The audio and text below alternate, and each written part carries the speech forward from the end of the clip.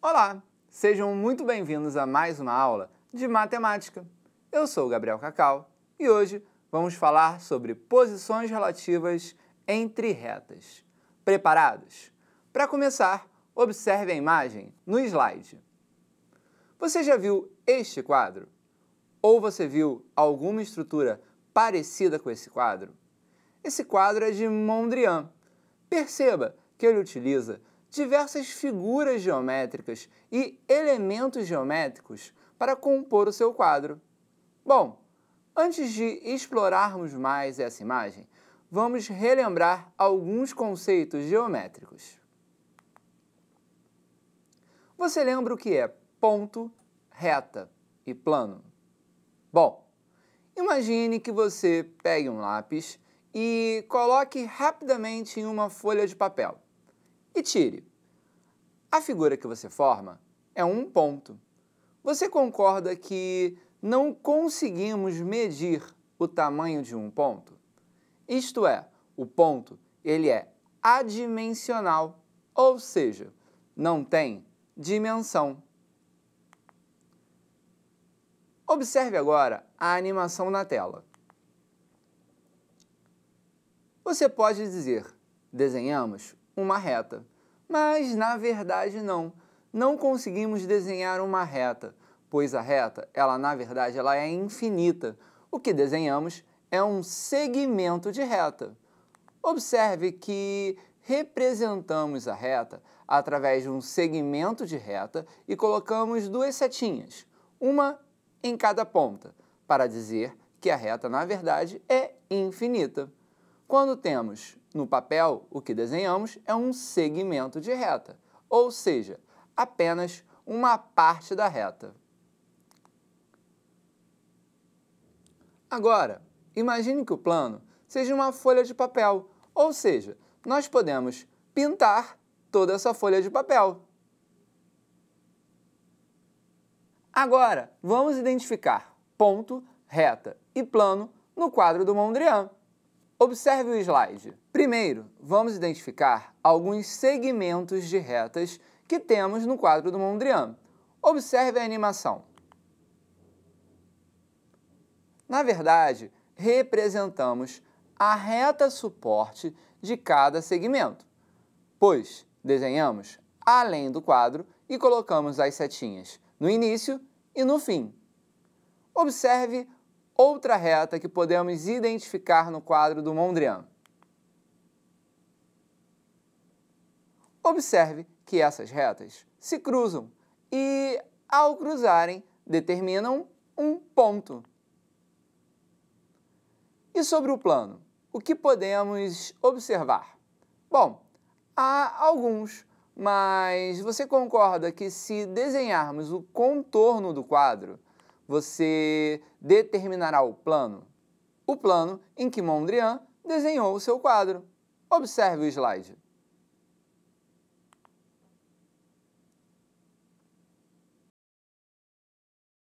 Bem legal, não é?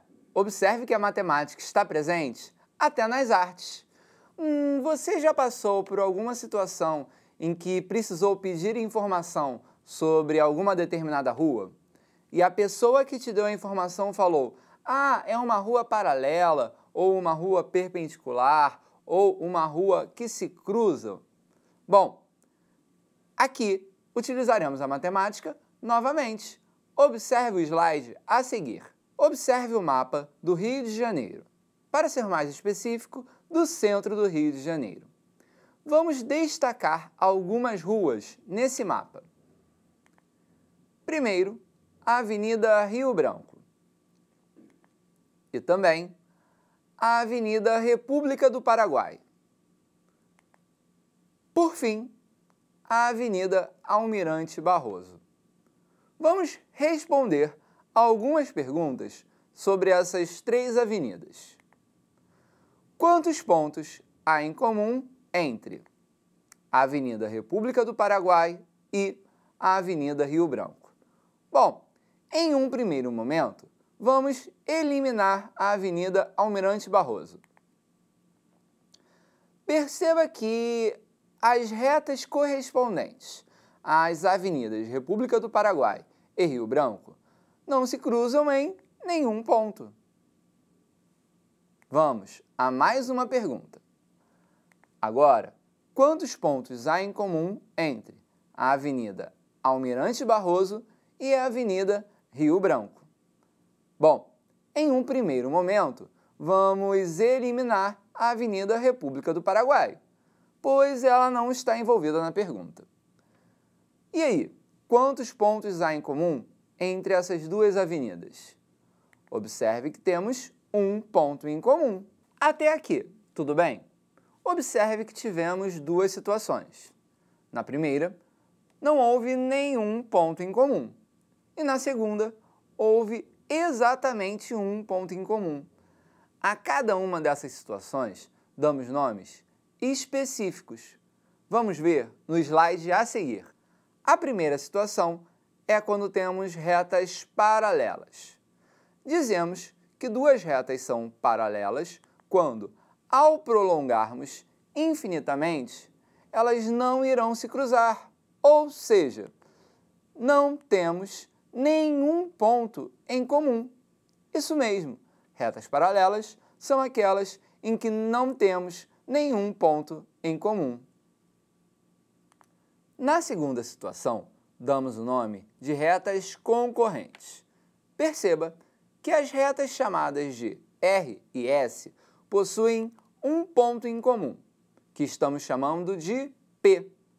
Isso mesmo, nas retas concorrentes, temos exatamente um único ponto em comum. Ou seja, elas se cruzam. Vale destacar a palavra único, pois há uma situação em que temos mais de um ponto em comum entre duas retas. Na verdade, temos infinitos pontos em comum. Todos. Vamos ver no slide a seguir. Observe a animação. Vamos colocar a reta S exatamente em cima da reta R. Ou seja, todos os pontos serão em comum entre a reta R e a reta S. Esse caso, damos o nome de retas coincidentes. Nas retas coincidentes, temos infinitos, na verdade, todos os pontos em comum.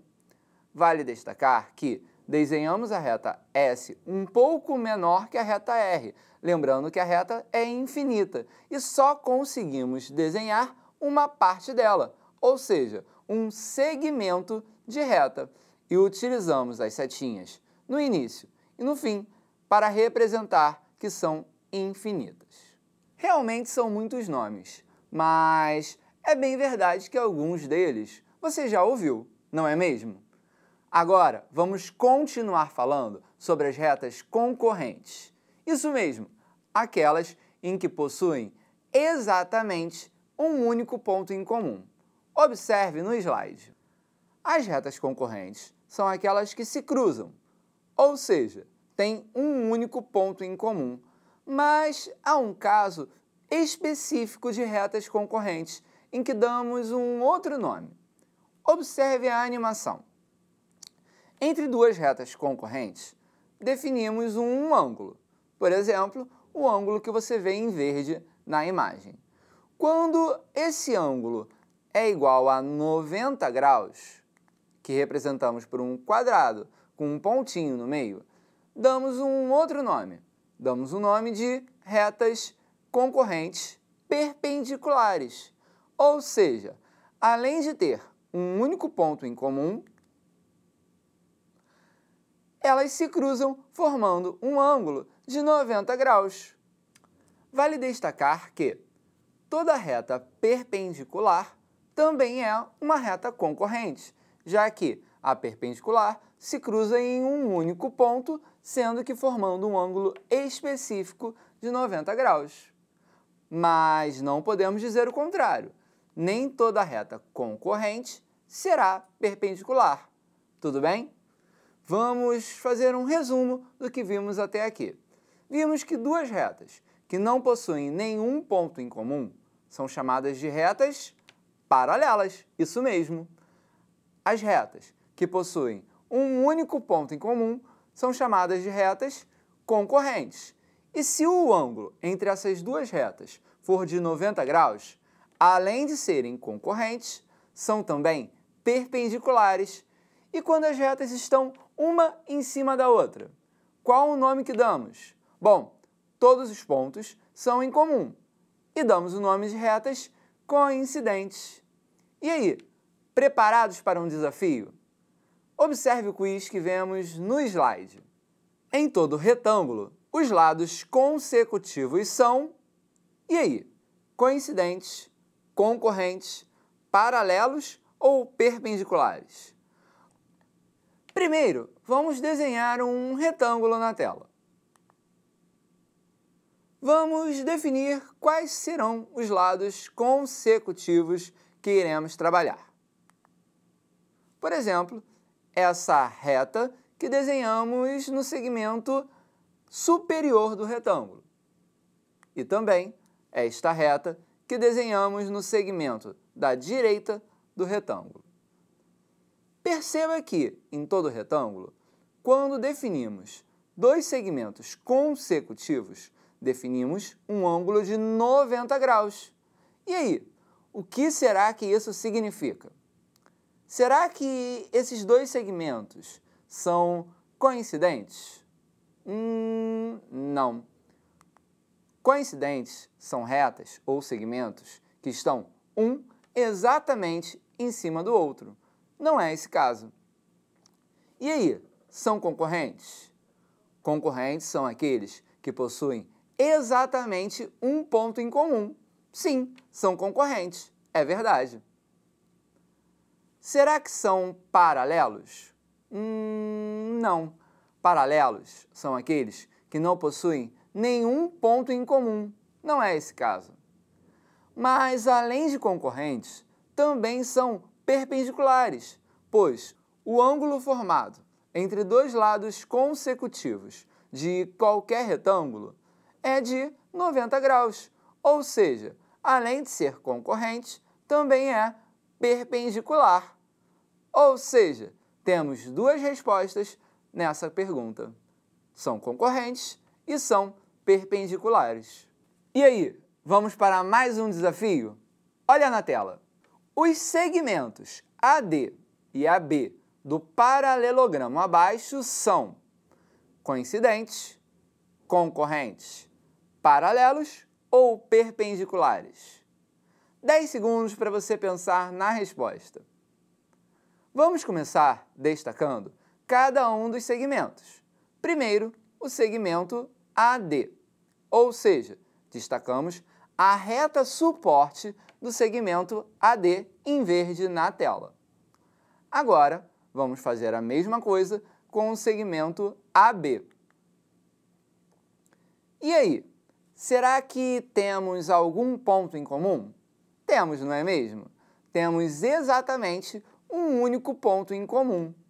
E como damos o nome a duas retas que possuem exatamente um ponto em comum?